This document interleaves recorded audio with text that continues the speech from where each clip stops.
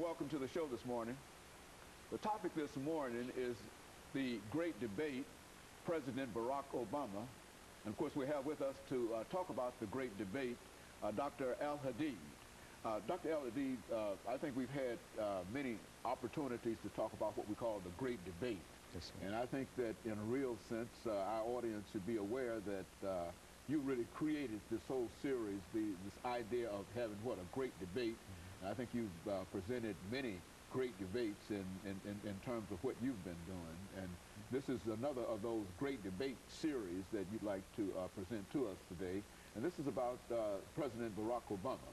And what we want to do today is to give you an opportunity to first sort of tell our audience some few statements about your situation of being here now, and then to get into dealing with the great debate, President Barack Obama, from the point of race, religion, and politics. And so let's see if we'll start off by having you to give us some statements in reference to your situation. Well, as you know, Dr. Haney, I was at Tennessee State University for a number of years, and my last time there, I was the chair of the Africana Studies Department. And I left the university and I served as a principal of an Islamic school. So now I'm just enjoying life and writing books and then moving forward. Very good. And I understand that you're really moving forward now and enjoying life and etc. But let's talk about the first part of this great debate on President Barack Obama, and that is this issue of race. What about that? Well, let's start with Du Bois' statement in Souls of Black Folks, where he indicated that the problem of the 20th century would be the color line, where he was talking about the whole question of race.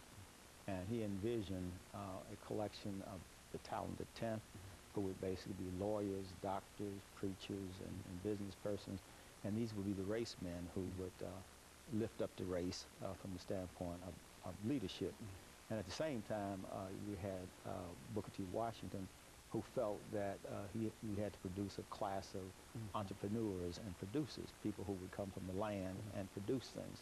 So this was the initial great debate, and as you know, the forum that created Tennessee State involved the dialectics between Martin Luther King and Malcolm X around the question of integration versus separation. And I think when we come to President Barack Obama, I see him as a synthesis of the tension between